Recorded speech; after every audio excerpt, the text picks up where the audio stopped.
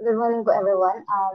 In continuation with the last report, now we have to discuss about Sigma in business operations.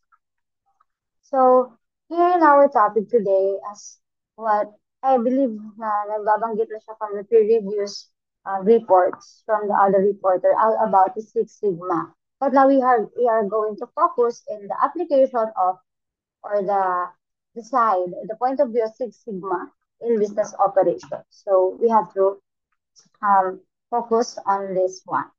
So what is Six Sigma first? So Six Sigma is a data-driven methodology and management strategy designed to improve the quality of processes and by identifying and eliminating defects, reducing variability, and enhancing overall efficiency. The goal of Six Sigma is to achieve near perfect results, focusing on delivering products or services that meet or exceed customer expectation. We all know that in our world right now, nowadays, that there are a lot of ways to improve how things work, making things convenient. There is a powerful tool na ginagamit ng mga businesses, institutes, and even the organizations that is called Six Sigma. So it is like a super skill for those who makes their processes better. So imagine, no, as an organization, you have a secret weapon. So in that way, na you can improve the quality and efficiency in different tasks. So Six Sigma in various business operation, it is a versatile methodology that can be applied across various operations to enhance processes, efficiency, reduce defects, yan, and improve quality by focusing on data-driven decision making. So these tools helps the managers, the organization owner to have a well-driven decision making and of course to have an improvement. So the Six Sigma helps organizations achieve operation excellence, cost savings, and higher customer satisfaction. So here's the catch. Six Sigma has two main methods. So it is the DMAIC and DMADB. So they both share similarities, yet also they have distinct characteristics. So it is crucial question to determine whether kung ano yung gagamitin ng mga organization on which kung anong methodology yung i-employ nila. So before we delve into these two main methods, we should also contrast the DMAIC and DMADB. So it is essential to understand the significance of this two method in Six Sigma. So imagine you have a toolbox for making things work better, faster, with fewer mistakes. So imagine we have this toolbox, no, na mas magpapadali, if we could make things convenient, and mas less yung mistakes. So in this world of striving for excellence, this Six Sigma is a guide. So it helps us to discover and resolve issues, pointing you on the right direction. And now you have to consider this two distinct tools. So both of them are useful, no? Both ng toolbox na yun ay useful. Pero it's essential to know when to apply each one. Because the DMAIC, later on we will define this word. So DMAIC is a trusty wrench, perfect for fixing things that are a bit broken. So medyo may mga onting pagkakamali lang. Si DMAIC, it is a trusty wrench. So parang magagamit mo siya for a maliit na mga mistakes or like improvement.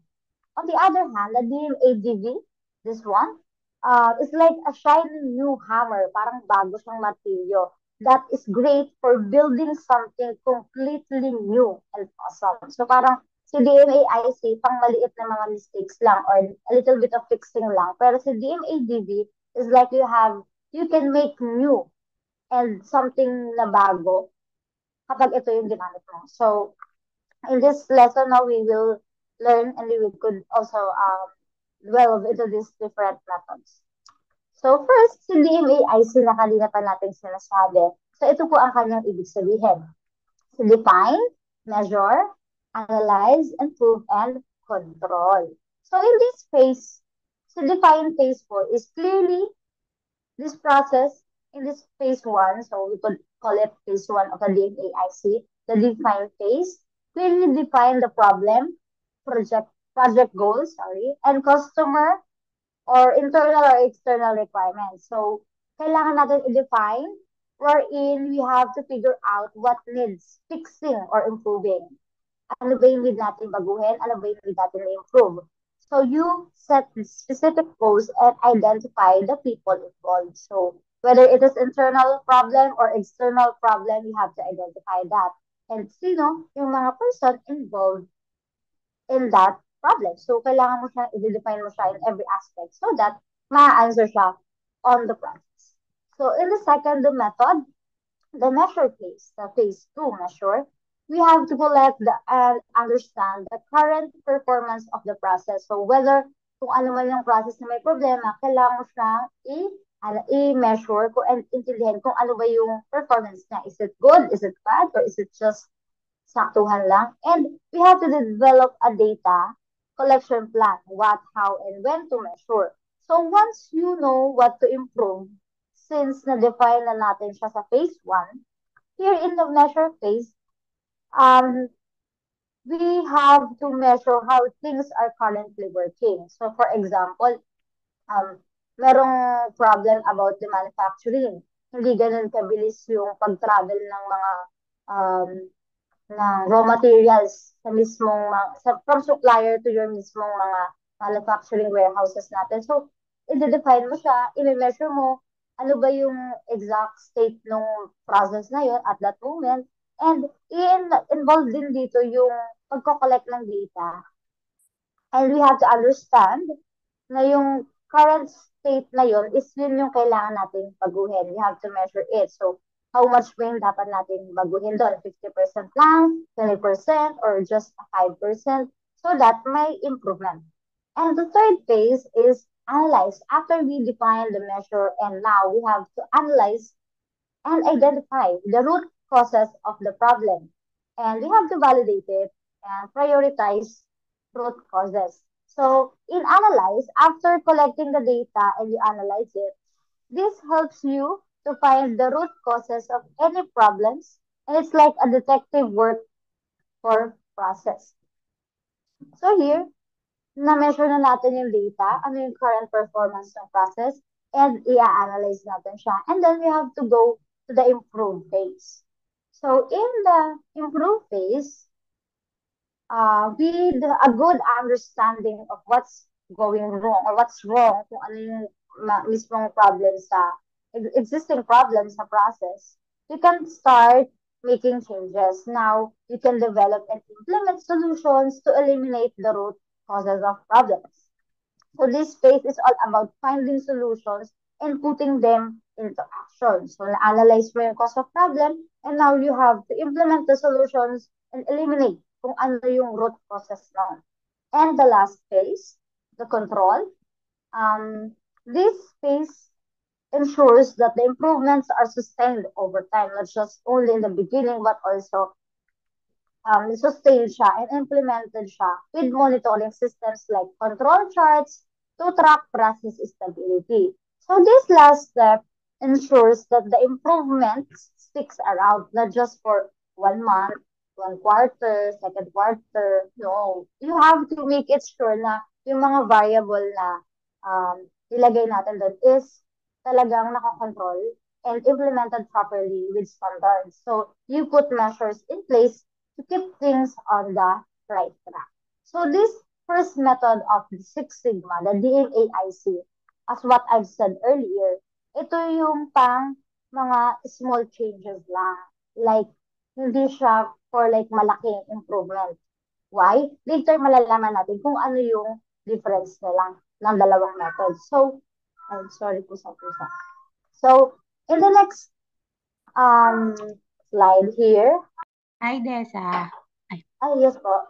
Yes, mag-share lang ako dun sa DMAIC. Yan, okay ma'am. Yan, dun sa DMAIC, since we call it DIMAC, DIMAC Okay siya po. sa business operations, yung acronym niya. Since nasa business operation ako, so familiar.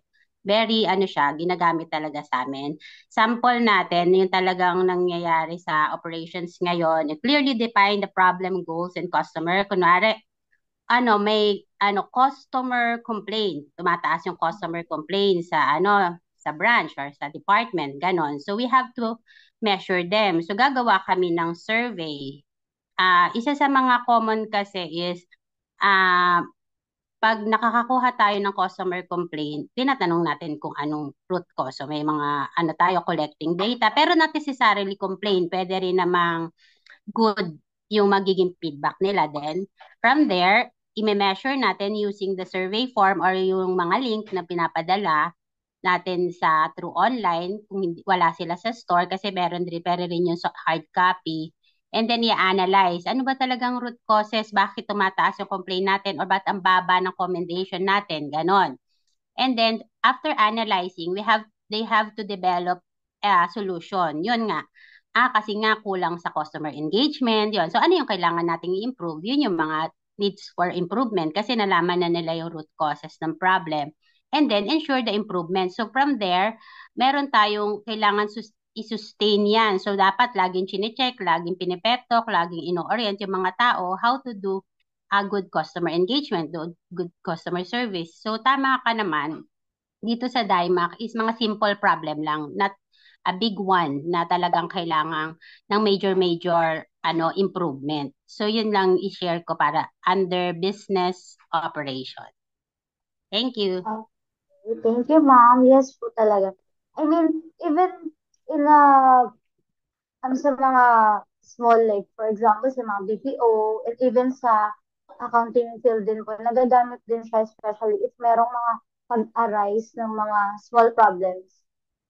Like, define saan nag-arise yung problem na yun, minimeasure if, ano ba siya, if very variable ba siya, or like, malaki ba yung impact niya, and then all. Yung application na tong DMAI sa or DMAI, isa po, iba't iba kasi lang, parang terms na gano'n eh. But here in this space, nagagamit siya in like, in a, um, parang ano siya, potent, yan po. Here in the next slide na po tayo yan. Hi, Miss Dessa. Yes po. Yeah. In addition, I have to some share also about DIMAC. In relation to Miss Jonaline, I also engaged to the business operations in retail. So same thing happened. Was very much effective yung DIMAC nga. We also have received couple of months ago, marami rin kami naging complaint, especially when it comes about the services. So, nagkaroon din kami ng survey, particularly kung saang traffic area ba madalas nagkakaroon ng survey. Like for example, the way how we release the item sa releasing department ba namin. Kasi nowadays, ang customer ngayon very sanay na sa online na pag-click, right then and then, parang nare-receive agad nila doon sa kanilang pintuan yung item. Parang ganun kabilis ngayon yung technology pagdating sa pag-ordering di ba, ng mga e-commerce. So nowadays kapag nagpunta sila sa physical store, parang yung expectation nila, gusto nila every now and then mabilis. Parang right then and then dapat yung order nila nandiyan. Kahit yung purchase nila 500,000, kailangan ma-check mo kaagad yon, ma-load ka agad sa mga truck nila, sa mga sasakyan nila, 'di ba? So, isa sa mga traffic area kasi namin like POS cashier, gaano ba kadami yung binibili ng customer na item? Ano ba yung mga problema? Barcode ba? Description ng item, ongoing sale. Sa trading cashier din namin, system. Yun din yung mga area namin at saka traffic area. At the same time sa releasing nga. So nagkaroon kami ng parang QR survey na kung saan for us to be able to develop pa kung ano pa yung service na pwede pa naming i-uplift, ano ba yung kailangan naming idagdag, ano pa yung mga improvement na kailangan namin. Then another thing is the product knowledge. Parang kasi ngayon hindi agad-agad sa mga millennials, especially sa mga millennials, 'di ba? Kumbaga yung kumbaga hindi ganun ka-serious the way how they accept yung mga learnings, mga programs, sometimes na ibinibigay sa atin di ba? So, kailangan talaga yung product knowledge is one of the key para nang sa ganun hindi tayo magkaroon ng customer complaint. Kasi ang customer ngayon, definitely parang pag nagtanong sila, gusto nila kaagad very accurate yung sagot. 'Di ba? Gusto nila agad may yes or no ka. Hindi mo pwedeng sabihin, hindi ko po alam, hindi ako sure. Parang ang isa sa mga competitive advantage ngayon yung product knowledge. So we can also create a lot of programs para sa mga employees na kung saan to enhance aside from pep talks, meetings, na i-enhance pa yung product knowledge ng mga employees. Even kahit kami as managers, as part of the top management, we also engage, sinasama nila din kami sa mga mentoring process, especially sa mga, yun nga, mga seminar din. So, ayun, because the retail market nowadays is very much soft So what makes us different to others, especially sa bilis ng technology pagdating sa e-commerce, siguro ito yung personalizations, the way how we assist the customer, in which natatouch nila yung item, they also feel the customer satisfaction in the physical store kasi right and then merong face-to-face or physical attributes, sabihin na natin. Okay, yun lang. Thank you. Thank you very much po. Yes, talaga pong itong ating Six Sigma first methodology was really applied in real life and napakalaking tulong niya helping the businesses or the organizations since it is a tool that helps as a guideline in a very very important in very different important decision making. So with that, we have also to learn when to use the DMAIC method. So this method is best suited for improving existing processes rather than creating new ones.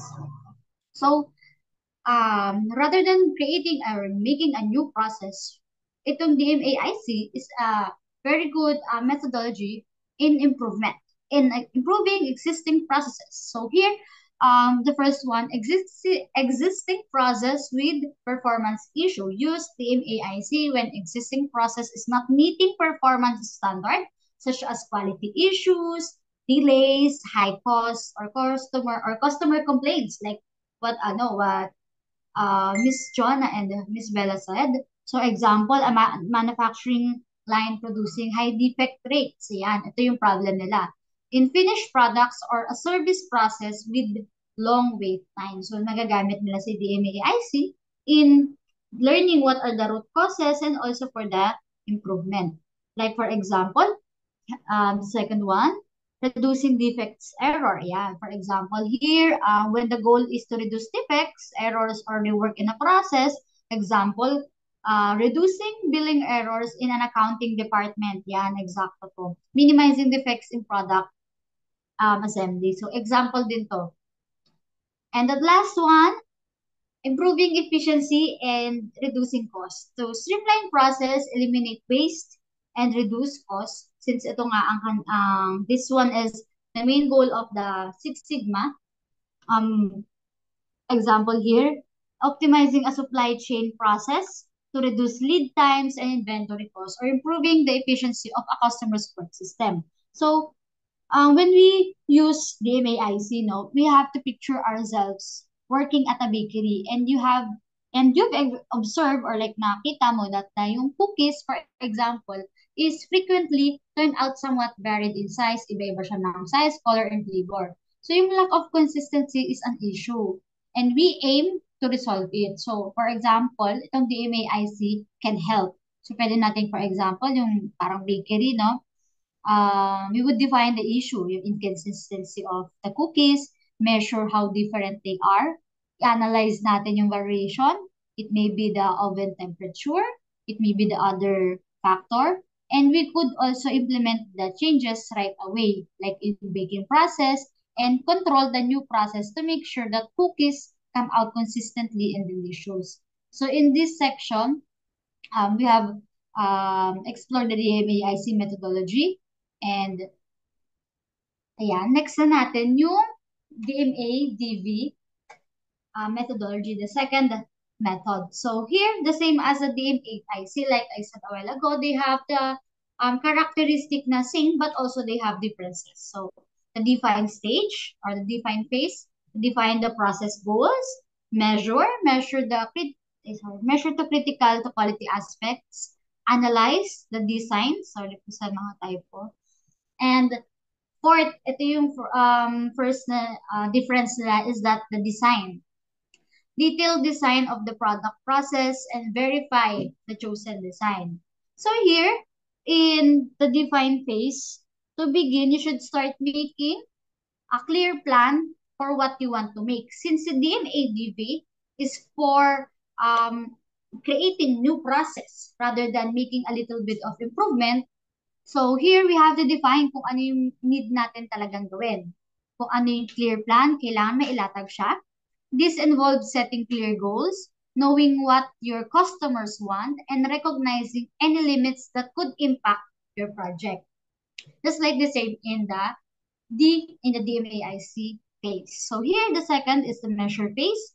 After defining the project, you'll gather the data to measure the current state, of course, measuring the current state of the process. This helps you understand where you're starting from and what needs to be improved and what needs to be created again. And then analyze phase, the third one, you dig deeper into the data that you have collected. You look for the pattern, trends, and possible issues that might come up during the design phase. These steps ensures that you are well prepared to tackle any challenges. So in here in the design phase, the heart of DMADB is the design phase. Why? Because you have to create a new process and implement it, diba? So this is where you create your new process, product, or service. It involves brainstorming, planning, and making decision about how things will work in the future. So ito yung blueprint and the heart of the DMADB. And the last phase is the verify. Once your design or the new design is ready, nakapag-brainstorming na, meron ng outline ng product, meron na ring mga decision making on how will it work. You need to make sure that it meets the needs of your customer and works as intended. So since it is a new process, kailangan na-satisfy niya kung ano yung panibagong process na gagawin mo, kung ano yung mga need ng mga stakeholders or yung mga customers mo. And the verify phase is like a final check to ensure your creation is up to mark. So here you have to verify your chosen design. So when to use a DMADB. Later, meron po tayong short clip wherein mas may example. So, ayan. When to use a DMADB methodology. So, as I said earlier, the DMADB is ideal for projects where you need to invent something entirely new. So, bagong process yung may introduce, bagong product, or either bagong service. So, here are the examples. So, new product development. If your company is designing a brand new product that hasn't existed before, the DMADB is your way to go. This could be anything from new smartphone or to a revolutionary medical device. Second one would be the process innovation. Since it's a process, when you're trying to create a more efficient process, you are or a new way of doing things. The DMADB can help. For instance, a car manufacturer might use DMADB to develop a more eco-friendly and assembly line. The third is the service improvement. Yan. Even in the service industry, DMADB can be applied. Let's say a hotel wants to completely overhaul its check-in process to make it faster and more customer-friendly. A DMADB is the go-to choice. So, ayan. Here, we can analyze and understand the difference in terms of the DMADB and DMAIC in different aspects. So first is the purpose. The DMAIC purpose improve existing process. So existing na siya and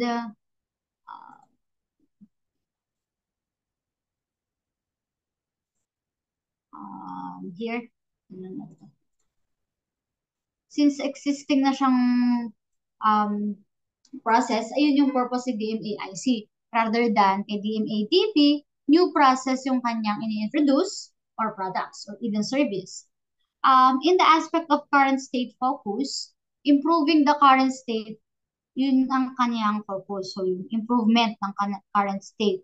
Rather than the DMADB, you have to understand the current state of the new design. While in incremental versus radical change, it achieves incremental improvements for the DMAIC, while in DMADB aims radical change or innovation. So, malaki yung changes na mangyayari dito rather than the incremental change. In problem complexity, of course, the DMAIC is for existing problems. So, you're going to just to answer the problems that's already existing rather than kay DMADB na you have to answer or handle undefined problems since it is created for a new service product or process. While in data usage, it identifies and solves existing issues again, while in the DMADB uses the data support for the verification only. And the project type, application to projects requiring improvements, yan. While in DMADB, innovative and new product development. A typical scenario for DMAAC is reducing variations and addressing the issues. So whatever existing problems are, you just have to reduce it and address it and solve it. While in the DMADB, creating a new process or product.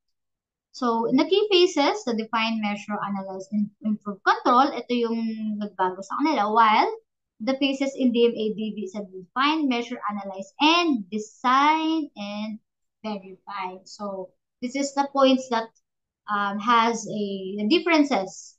No, dito natin sila mapagpo-compare talaga. So, here, meron, meron po tayo short clip for everyone to easily understand all about the DMAIC or the Six Sigma methodology. Lang, yung tatanggal. Sorry. So, ayan, just have to listen. Okay po.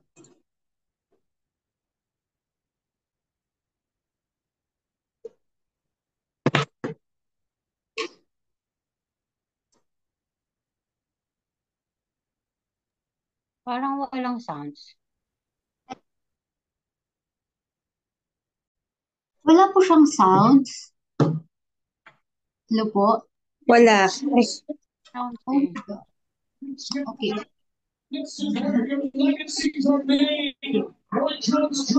Okay po. I think... wait lang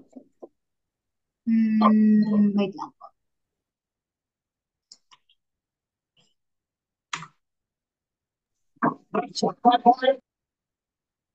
Ay. Wala talaga siyang sound. Wait lang, again po. Meron na po ba? Wala po, ma'am. Wait lang. I think dito na lang siya natin sa labas panoorin. Wait lang. So, sharing muna natin. Wait lang po A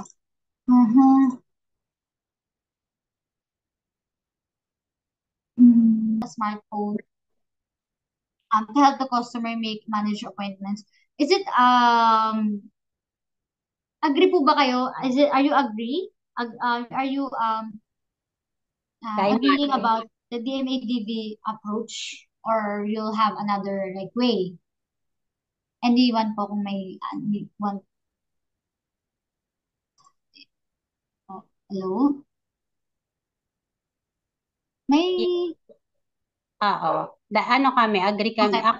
Agree ako personally dito sa DIMAD or DMAD kasi this one is a really new one. Create a smartphone Hindi naman niya sinabing na i-enhance lang yung existing. So, if you need to create a smartphone, so it requires talaga time, attention, and then yun nga, mag ng new design. So this one really takes time. So tama naman yung sagot, pinili ng team, DIMAD approach. Okay po. Thank you po, Ma'am Jonah. So, anyone po? Or like, may isa pa naman po. So, okay. Next naman po, ayan. The last example here is a doctor's office has had numerous complaints from patients because it is too hard to get appointments. Yan, usually, ganito naman talaga yung nangyayari. And appointment communications are confusing. Totoo po yan. Our patients show up for appointments and are told they don't have appointments, especially sa mga dentist, sa mga pedia, minsan may mga gantong issues eh. So, they said here that for an existing process, the team would begin with a DMAIC or the DMAIC approach. It's possible for the team or the team that might determine during the process that one solution might be to develop a new appointment setting software or replace existing software with something from a different vendor. In some cases, that might warrant a switch to DMADB, yes, but as previously stated, not all our organizations would do so. Some organizations would continue the DMAIC process and modify the activities in each phase to fit the needs of the project at hand. So, anyone may say po kayo or like inputs about it? Hmm. If none, okay po. So here, an example din dito na it's a setup for a doctor's office. So, ang sabi dito, they might use the DMAIC approach since if ever may existing software naman na ginagamit, they would just develop a new appointment setting software or palitan na lang yung panibagong software na nag-exist. So in some cases, may mga options na mag-create na lang ng panibago and use the DMADV methodology. But as previously said nga, not naman all organization will do. So why? Because it factors siguro yung cost and factor din siguro yung time frame. Because if they wanted to address the issue in a short period of time or just in a short span of time, they would rather, change it or like develop a new one. Or like create a new develop a new appointment setting or just like replace it so that mas madali siyang ma-address and so hindi na siya, na-identify na rin naman nila right away yung cause or root cause ng problem. So, they just have to modify the activities in each phase na fit sa kung ano yung needed sa project on hand. So, on the next slide, here is a different Six Sigma tools also. So, not just the two methodology, the DMAIC and the DMADB approach or the method, meron ding other methods or tools. Tools namin nagagamit. The 5 whys method, it's like the 5 whys, it's a problem-solving technique that aims to identify the root cause of an issue, repeatedly asking why. And it is a powerful tool to analyze the problem or the root cause of the problem. The next one would be the VSM o yung tinatawag nilang value stream mapping. So it is a visual tool used in processing improvement naman to analyze the design flow. So nagagamit to sa DMADV to bring a new product or service from supplier to customer. So as well, the regression analysis, it is used for measure phase because it is a statistical technique used to model and analyze the relationship between the dependent variable and one or more the independent variables with another. So it aims to understand how the changes are made and affect the dependent variable available in the problem or the in existing problems. So the pros and cons of each methodology, of course, hindi naman din lahat na methods are perfect. So some of it may mga pros and cons and it just depend on how they utilize it and how they maximize each of the methodology. So in the DMAIC, this method is well suited for addressing known problems. If identified na siya, maganda siyang gamitin. It provides a structured approach to problem solving. Why? Kasi you can easily determine the factors why because andito na siya and you don't have to create a new one na and enhances the process stability and reduces variation and easily integrated into existing process. And the cost, may not be suitable for complex innovative project. Yes. Because since you just have to make a little bit of changes, and what if yung problem na gusto mong i-answer or i-address is medyo complicated? Hindi siya for that. And it is less effective for creating new or entirely new process and products. Why? Because a DMADB is suited for those.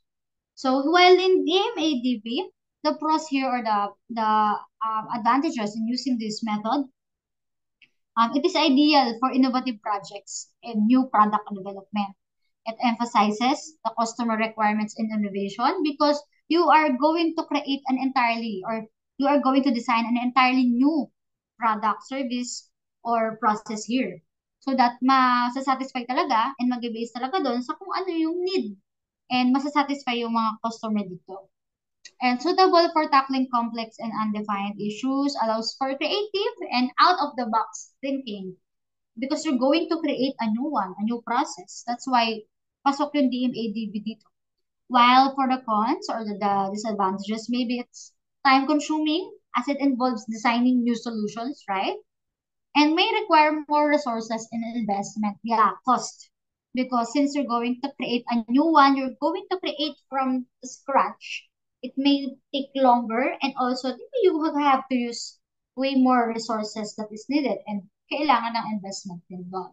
So, in conclusion, all about the Six Sigma and various businesses and the methodology, we have to conclude that the importance of this, no, the selecting of the right Six Sigma methodology, whether DMAIC or DMADB or using a different tools on a different phase, cannot be overstated because making the right choice can be the difference between success and stumbling. So you really have to make sure na accurate at sakto sa kung ano yung hinahanap, yung gagamitin nating method. Take your objectives, complexity, available resources, yes, and the level of innovation required into careful consideration before deciding which methodology is the best fit. Because we have already explored the Six Sigma methodologies and nag-focus po tayo sa DMAIC, DMADV methodology.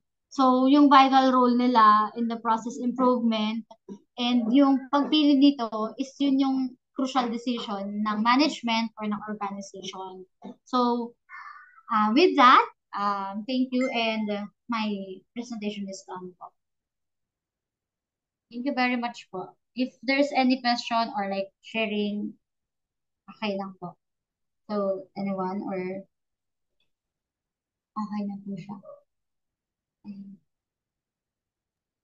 Okay naman po. Okay po. Thank you po. Doc, ito lang po yung ano namin report. Ito po.